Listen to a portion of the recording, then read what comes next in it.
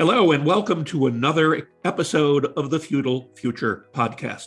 I'm Marshall Toplansky. I'm Joel Kotkin. And today we're delighted to have back Charlie Fink and Rony Abovitz. Charlie, as you may recall, is a Forbes columnist, author of Charlie Fink's Metaverse, and a former Disney executive. Rony is former CEO of Magic Leap and now CEO of Sun and Thunder, knows a lot about the metaverse and is in the business of creating synthetic beings. Gentlemen, welcome back. Thanks for inviting us again.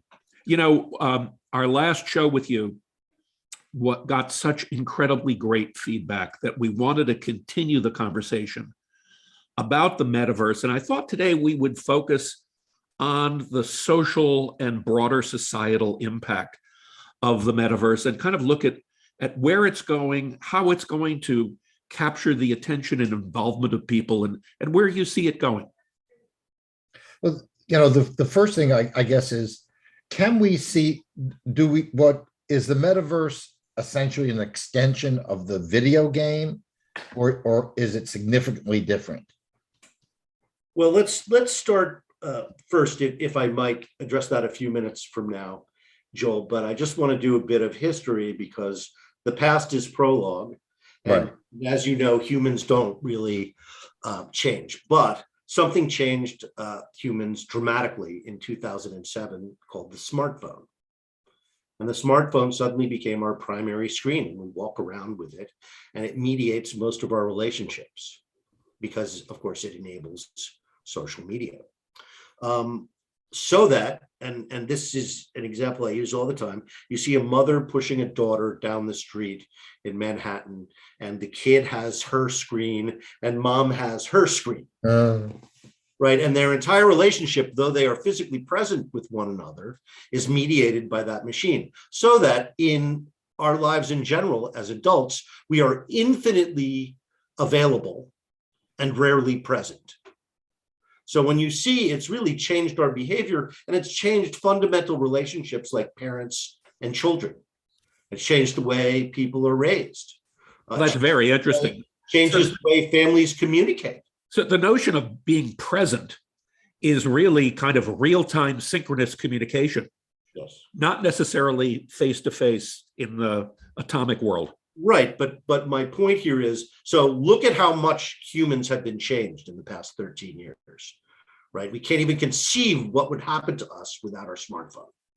We would be cut off from our business and personal relationships. You'd be cut off from payment systems. So I think the changes that mass adoption of immersive technologies are going to be even more profound. And will there be more people spending more time in VR or escaping to VR? Sure, of course. Of course. People will take their inferior screen time and gravitate towards superior screen time. And of course, you know, because of the coming mass unemployment, you know, most people will be sitting around entertaining each other all day long, and that is their job. And I think that's what's in the future. And I just hope doesn't continue the extreme alienation that mobile phones are causing. But, you know, technology advances whether we want it to or not, and it is heedless of our needs. You just said something that triggered me a little bit, which was the superior versus inferior experience. That's obviously defined by technological, what I would call vividity. Let me ask Rony about that as the scientist in the room. What does a superior experience actually mean? So I'll define what I think is the field really, and then I'll define what I think is the end goal. So, but before I actually started Magic Leap, I was like mulling over the conceptual thinking of all of this. And I thought computing would move from what it is, where you're separated from a desktop or a phone in your hand, into what I like to call sensory field computing. And the idea behind sensory field is, if you bear with me for a minute, the brain, which creates our perception, our whole understanding of reality is constructed internally. You never get to see the outside world. It's like Plato's cave. And that construction is based on a model of the world that you've been building since you were born and also inherited to some degree. There's an evolution of biology component, which allows us to survive. Like we didn't have that model, you can't survive in the world. So we've been passing on some version of that model as human beings for thousands and tens of thousands of years. But the other part is the sensory input, right? Light field, which is physics, enters your retina, is transduced into a different chemical signal, which then informs the model in your brain what to update about what's going on right now. And it's not quite real time. It's like 1 or 2 milliseconds below real time. Sound field does the same thing. It gives you this like almost 360 perception. And blind people can actually see because you model build. But even sighted people can get like perceptual awareness probably within like 1 or 2 degrees and almost a 360 way from like the sound field. And then touch field gives you like very local high fidelity understanding. And then you have smell and taste. So all of these 5 together in a healthy human brain create what's likely a normal model that most of us have, which creates your reality. Now, if you're blind, you have a very different perceptual model. Some people, as they deviate one way or the other, have different models. But I think what's important is that this model of reality is actually what all these devices are feeding.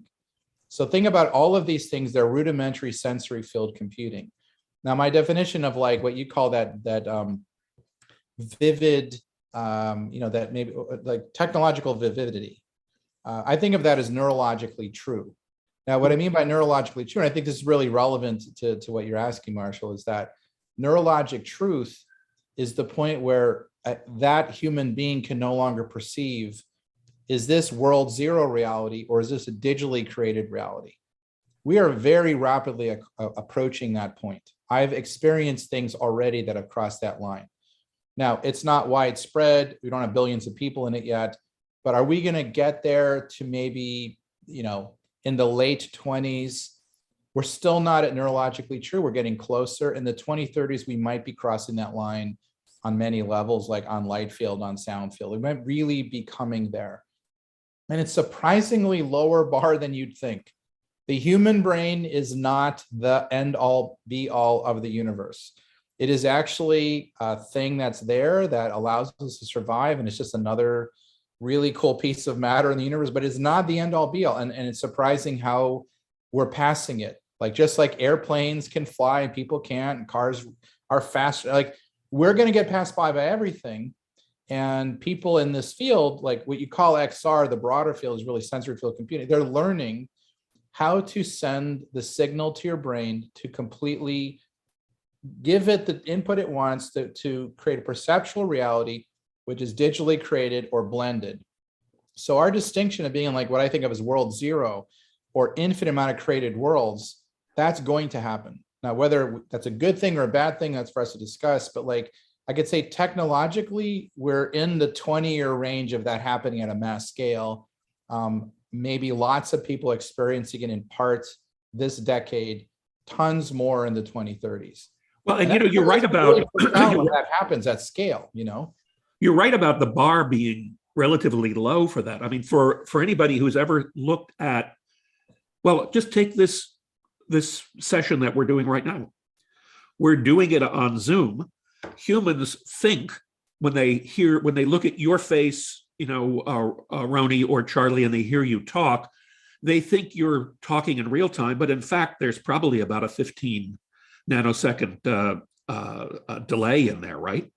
Actually, probably millisecond delay, not even nanosecond. Probably right? 5, 10, 15 milliseconds. Yeah. And so that's not, so, but they pick it up as real time. If you look at a 8K video, like you go on YouTube and pick up an 8K nature video and you view it in 8K. Like Charlie right now with the right, right. It seems even more vivid than what you would see in the real world almost, So when we're starting to get haptics and we're starting to get smells and we're starting to get all of these other sensory input in there, and we're kind of working at like 256K, and we have the bandwidth to do it through technology that makes it faster to transmit those things. I think you're absolutely right. Charlie, what are you doing there?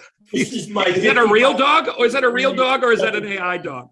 I've been on the phone, I've been on Zoom all morning, and he is like stop the Zoom and take out the leash. My dog is doing something similar. I'm not putting it on camera, but Marshall, I think one of the interesting questions you're implying here is there's this world once we cross that line of neurologic truth, and then there's the world from now through there. And I think this ramp up the mountain is an interesting one because some people are like, I'm already there, right? Their imagination plus a fairly crude device is good enough. They're just boom, they're there. Other people need it for it to be completely perfect, seamless UI, everything. But that'll also happen. And as we move every year closer and closer, just more and more people will click in. But that's going to be very strange where people live in an infinite amount of different realities, not just screen, but total reality of like feeling, sensing, seeing, hearing. Like what does that mean for the human brain evolution, not just society? Like what does that mean for us as a species? Is that good? Is it going to be something where we kind of like end our cycle as a species and something else comes out? Like it's like a lot of weird things happen at that inflection point. So, I mean, the question is, Charlie, I think, made the point that we can't stop technology. It's going to do what it's going to do.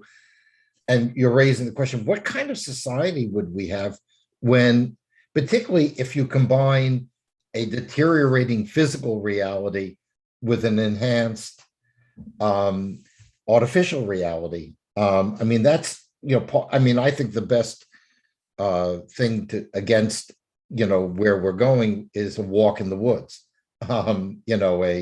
some sort of other experience. But in VR, you can walk in any woods you want. You'll be able to, so we were saying in the green room, you'll be able to race in the America's Cup 1 minute and the next minute scale Mount Everest.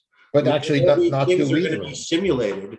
And as Rony pointed out, maybe crudely and as if you were in a video game at first, but it will gradually evolve into profoundly real scenarios. And, I've put on VR headsets, which are so 8K per eye, where you feel like you can reach and pull a book off the shelf.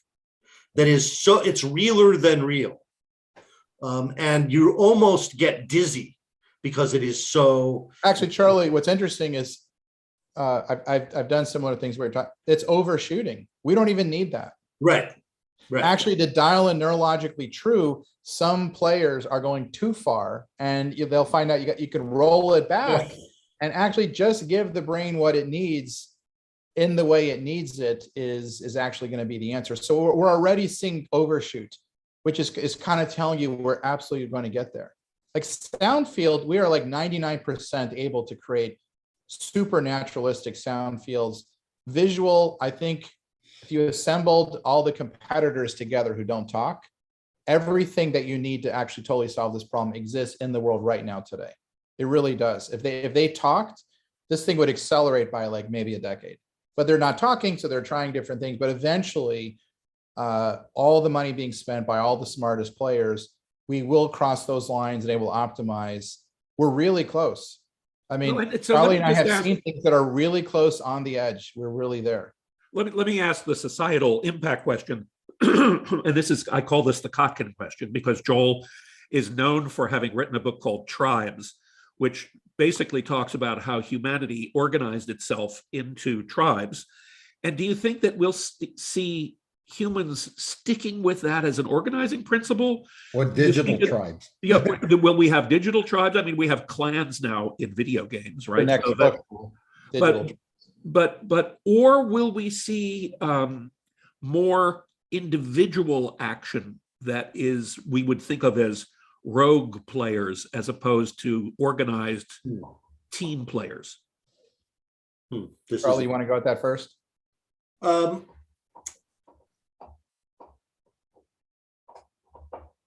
not sure how to answer this particular question about whether tribalism is going to follow us into the metaverse.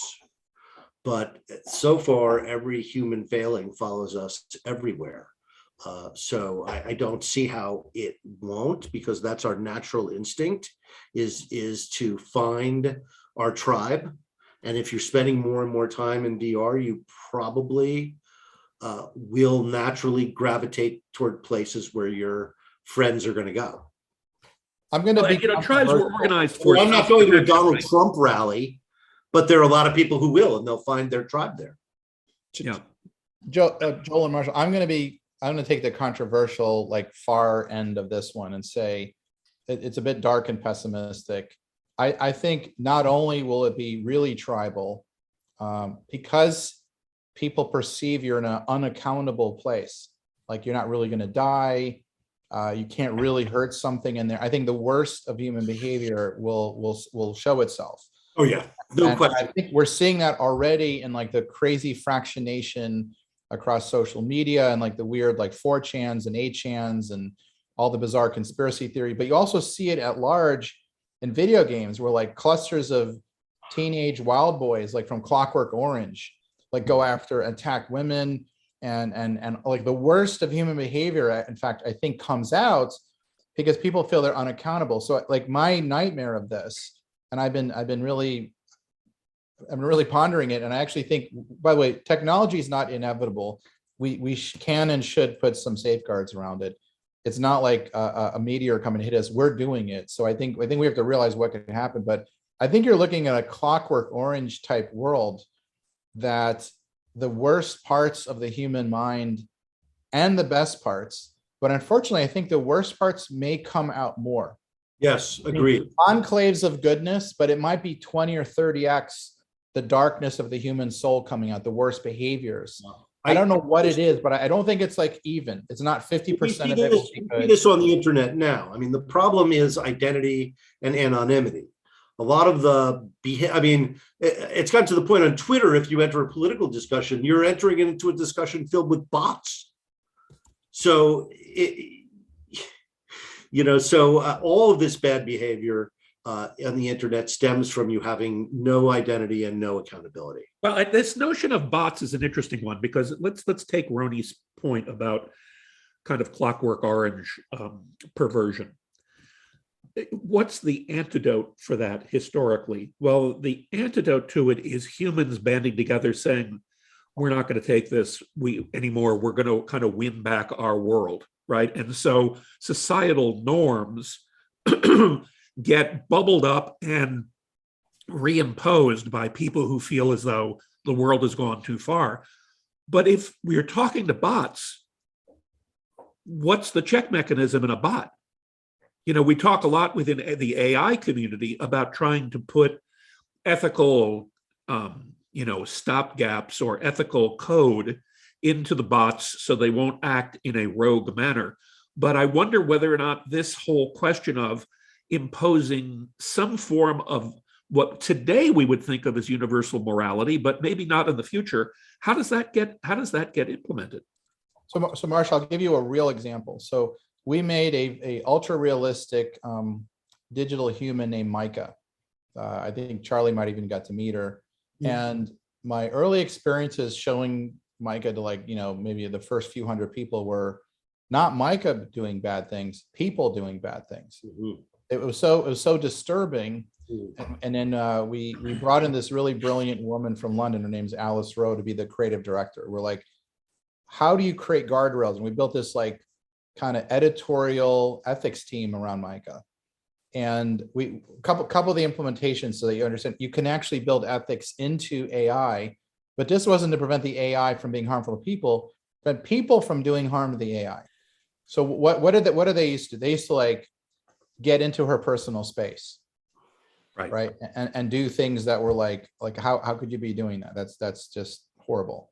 How can an artificial being have personal space? So in our system, you really would see a person standing a few feet away from you, walking around the room, interacting, making eye contact. Like there's a real person. I mean, Micah is an example of beginning to cross into neurologic reality. And if you see Micah on the next couple of generations of devices, you'll be convinced there's a real person there. And it's rendered to look human. It's rendered to look very real and all that. So, but here's sort of the ethics you can build in. when you encroached her space, she would step back. And if your behavior and facial expressions and tone of voice were rude and aggressive, she would give you an opportunity to back down. But if you didn't, she'd leave. Literally would open up a virtual door and leave.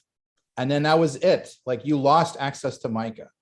So there was a consequence for your bad behavior. And you can imagine that someone does that bad behavior. In our system, we knew that was going on. You could tell the tone and the aggression and the fact they were encroaching on the space and doing something that would be like morally and ethically incorrect. So MAKO represented a sense of ethics in her walking away and shutting down that person. And you can imagine that person losing access to that like metaverse space. Oh, so the sentiment analysis is really interesting. There's accountability and all of a sudden people started behaving totally differently. That's the problem with the internet today. There's no accountability. In the olden days, for example, you had to stand on a box in the public square and give your opinion. And there is no more accountable situation than your physical self having to back up your words. And the more we can make the metaverse like that, the better off we will be. So that we restore personal responsibility. And identity in the metaverse is everything, right? Your identity in the metaverse is going to go from place to place to place. And there has to be one true identity. You might have a closet full of costumes that you wear from time to time, but there's always your identity, so that if you break the rules, there are consequences. And I think that people will be a lot more reluctant to join, for example, violent tribes if they thought they were risking their personal identity. Then the decision to be violent is more like that decision in the physical world, where we are constrained by society. And there is a police and a judiciary and a jail for people who won't follow the rules. Well, but ultimately, society's biggest penalty is exile. Right, that it's you cannot be part of this society anymore. That's what a jail is all about. There are things worse than exile, like not existing. But is that possible in a world where somebody just creates the alternative, perverts universe or the miscreants? You can bet the house that those will exist.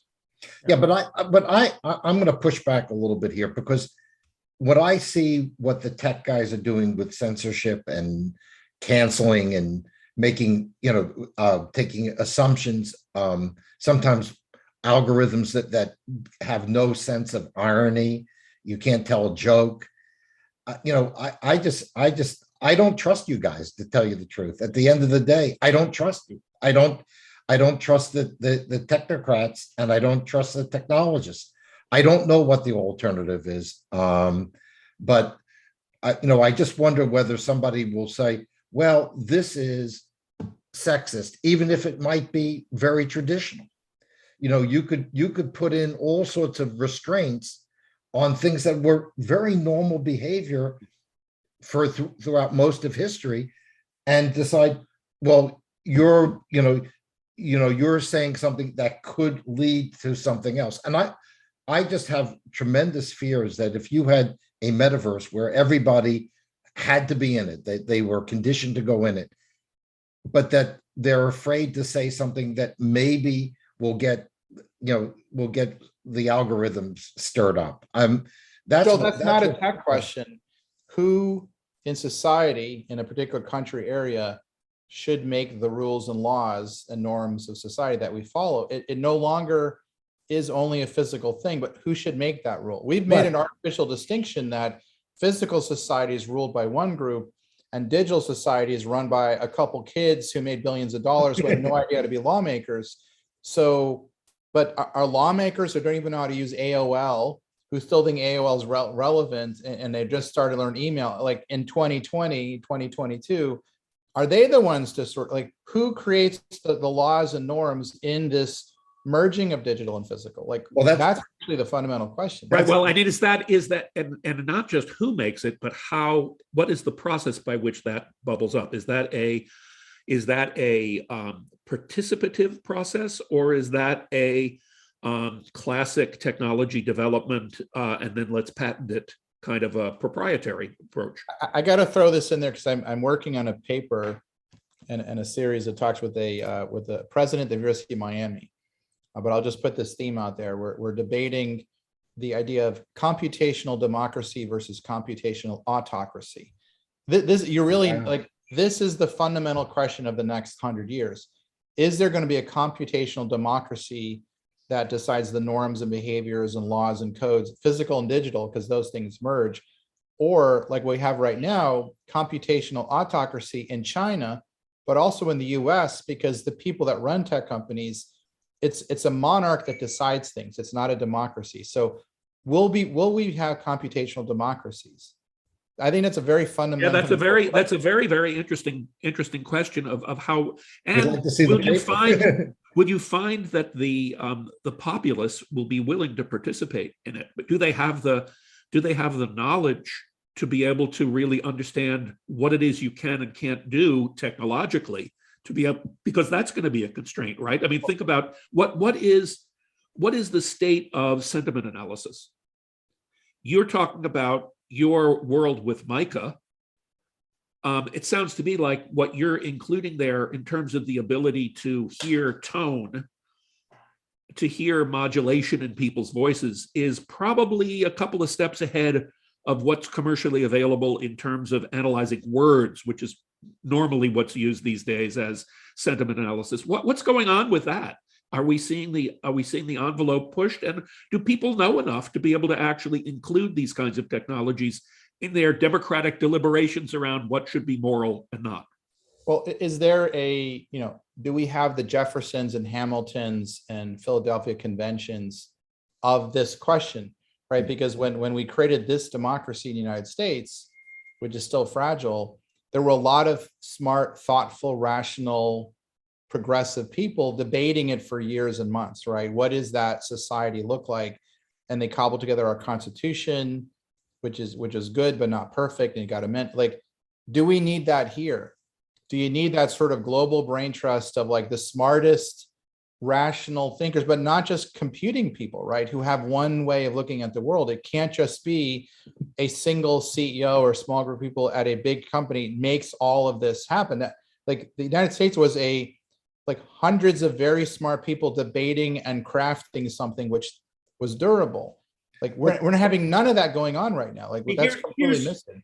Here's one of the issues, right? So Mark Zuckerberg owns most of the voting stock for Facebook. So even though he's got a board of directors and even though it's a public company, he is vested with the final decision on everything that happens on this platform used by 2.5 billion people. So I don't know. That's he is an autocrat, a monarch. Yes, of the largest population in the history of the planet. And so, I mean, imagine, Joel, if you and I were chatting in 1999, and I told you in 20 years there will be one 35-year-old individual, and he will be in charge of whether there's democracy in the United States. He is accountable to no one, and his decision will be final. You would have looked at me and said, how the hell could that have ever happened? And I would have said, because people like his free software. And that indeed is the reality of democracy in the world right now. Now, I happen to be one of the few people who likes Mark Zuckerberg, despite what clearly are many flaws and many bad decisions that have been made. But I think he is fundamentally a decent guy trying to do the right thing in impossible circumstances, because an individual should not be asked to have that much responsibility. And if they want it, they should be disqualified. No human being should ever have that level of management over that many people. Because I want to make this point. Having that kind of power changes you. You're no longer like. Oh, yeah, absolutely. If you want it, you're a megalomaniac. But I also think it's what Rony is making a great point about the Constitution, because I'm the more or less the historian in the room here.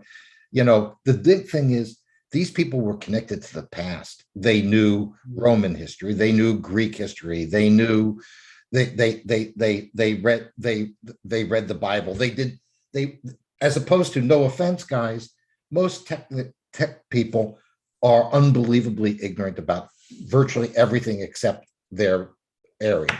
And Present company Undergraduates. right, excuse me. present company semi-excluded. Right. No, I agree. I mean, look, there's the old Silicon Valley guys like Don Valentine. They actually read books. I'm not so sure that the people there now do at all, or even are capable of it.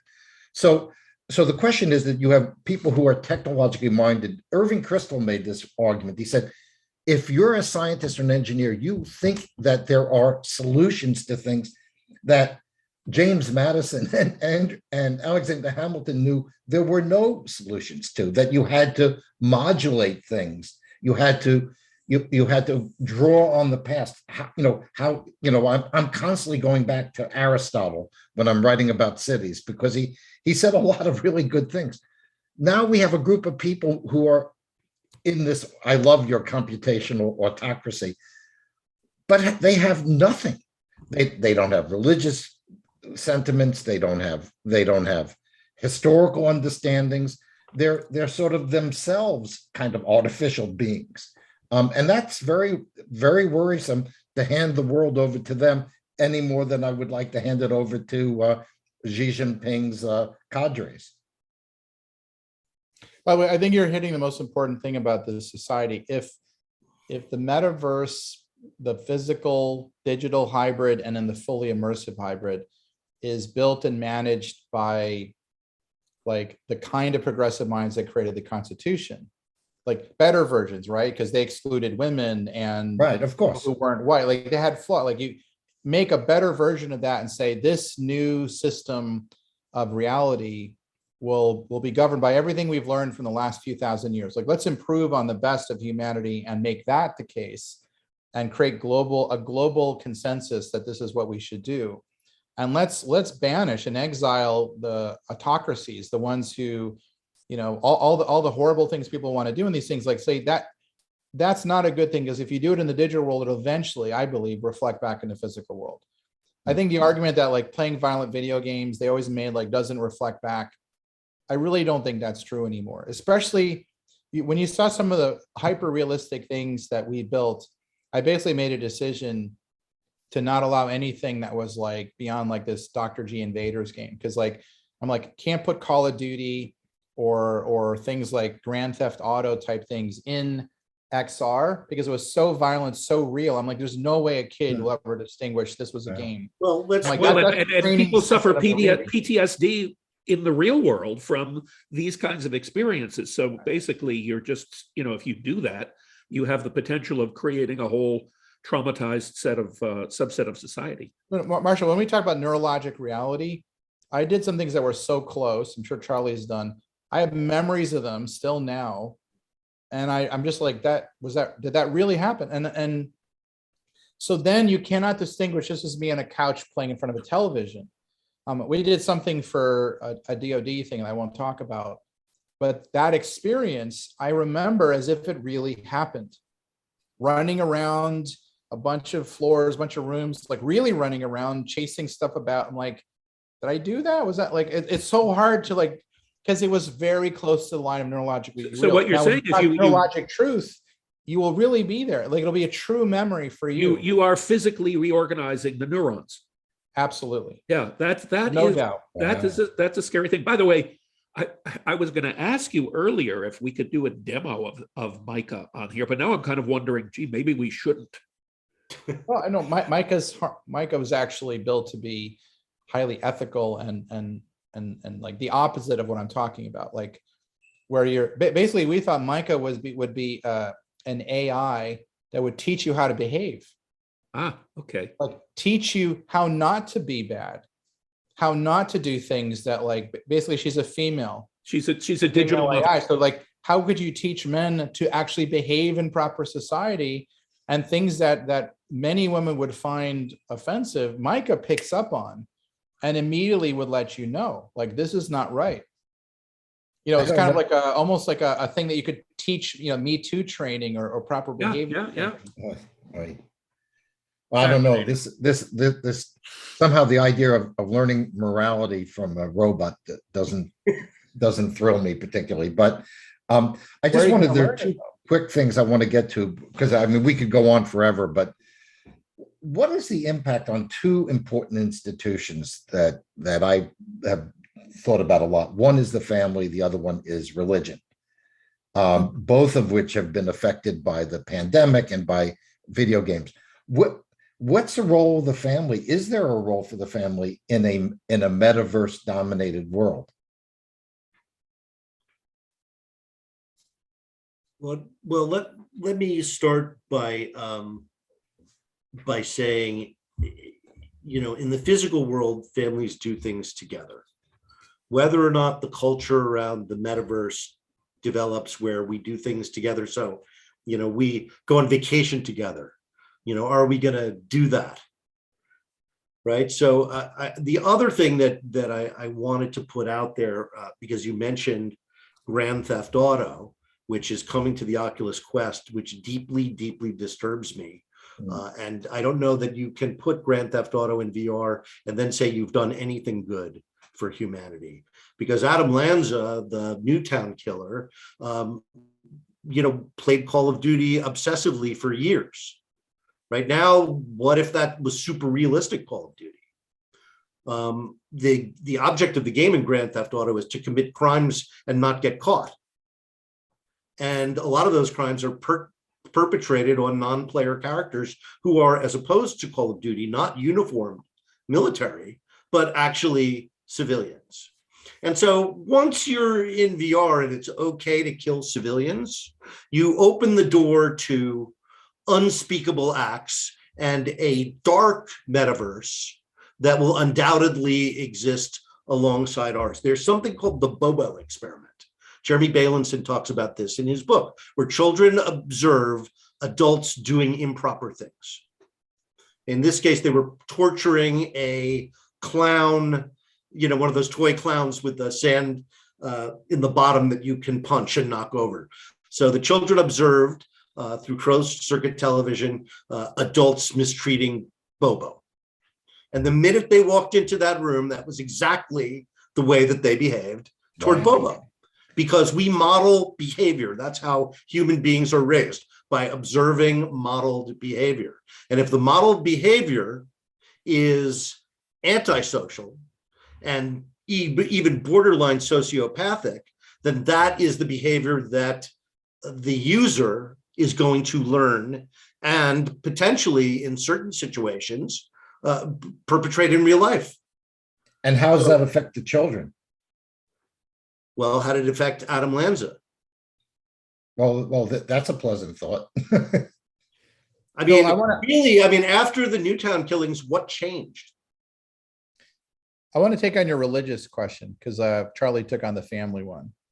And I'm going to say it this way: something Marshall talked about, like the brain physical structure changing. There's no doubt it's happening. It's called neuroplasticity. It was a fallacy from the early 90s that neuroplasticity ends at the age of 6 or 7. Not true. There's neuroscientists like Adam Gazzali at University of California, San Francisco, and others who have shown neuroplasticity goes onto your 80s, 90s, really your whole life. It's just the intensity to create the change and how much the change is, but you're neuroplastic, which is actually encouraging that the human brain is always evolving and adapting. So just put that in the back of your mind when we answer the question about religion. Now, when you ask what is religion, a lot of religious text is about a person, a shaman, a grand temple people having these visionary, deep spiritual experiences that seem impossible. Like someone saw a spirit floating here, or spoke to God. Right. Now, with the things we're talking about, this like with sensory field computing. And we did some experience with this. I brought like Tibetan Buddhist monks in and all kinds of stuff. We did a lot of interesting things that actually probe this question. You can conjure what used to be a shamanistic religious experience or only available to the founder of that religion, suddenly like that for everybody. Now that becomes really interesting. Like suddenly you're able, the things they talked about in religion that could not happen. Like how does someone walk through a wall? How do you lift up a mountain? How do you visit heaven and hell? Suddenly you're in this other, like almost digital spirit world. you're doing many of the same things in those alternate planes of like new existence that you read about, like the monk or the founder of religion X or Y or Z. I won't get into any one specific. So the question is like, are we now accessing a part of the brain that somehow that founder has some visionary experience? Wow.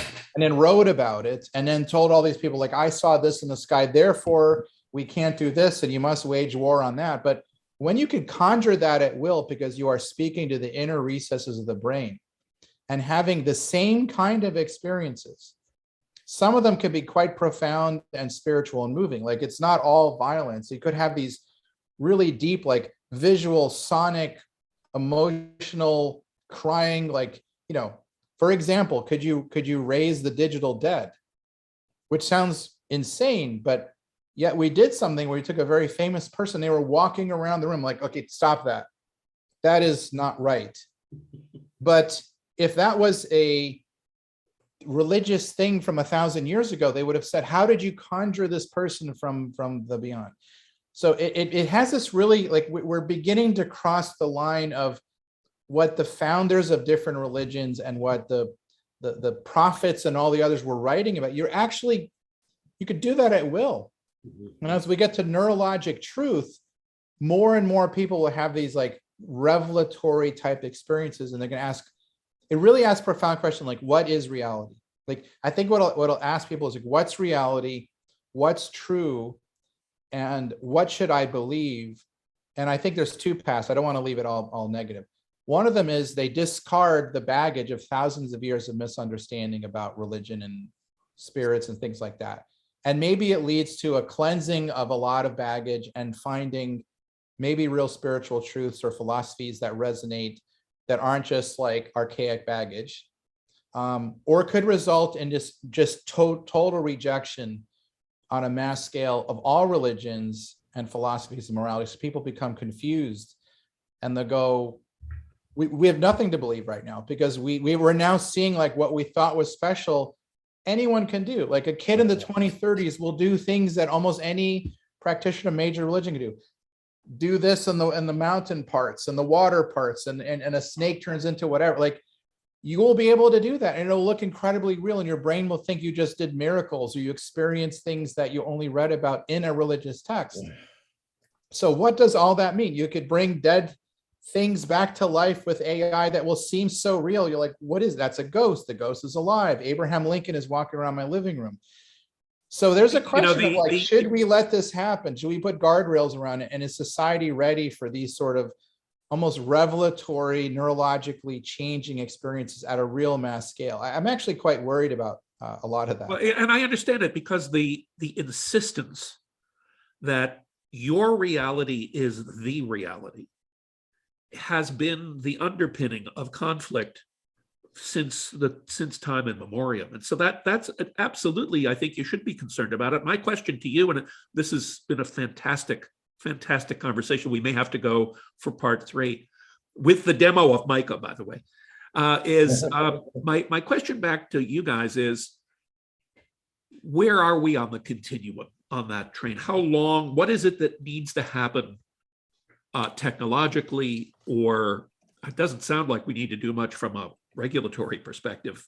We don't need to do in order to be able to actually get AI should done. be, Where are we? Regulated, because if I can use a computer algorithm to influence what clothes you buy, I can use a computer algorithm to influence politics, and that is exactly what has happened.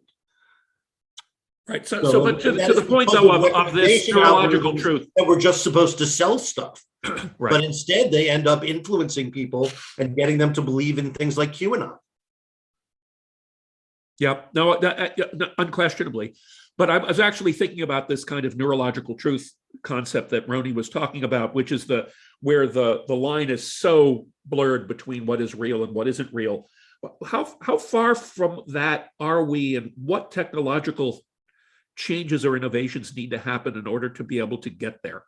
Let me try to answer. I think in labs we're dangerously close. In public releases, we might see in public late this decade, and I think almost no doubt throughout the 2030s. So we have less than 10 to 15 years to prepare.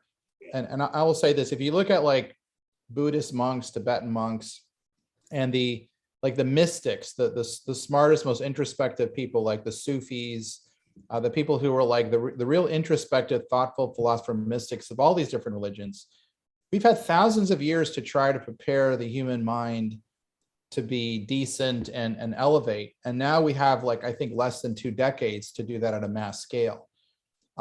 Because in order to— I agree with that timing, 1 to 2 decades. 1 to 2. 1 to 2 decades. Wow. Well, gentlemen, thank you. This I can't tell you how fascinating this has been. I think Joel made a comment to me earlier. They said we should have Micah as a guest and show people what interacting with a Charlie, you should have Micah with Rony. Oh no, I mean, look, I think the key thing is like we have very little time to prepare the human mind and social, the social norms for the rapid hit of just many different parts of tech all coming at once, like AI being incredible, Not just VR. visualization, like so many things, one after the other, all coming now hard and fast, and we're not ready for it. Well, gentlemen, thank you once Fantastic. again for being part of the Feudal Future podcast, and we look forward to talking further. Take care. Love hanging out with you guys anytime.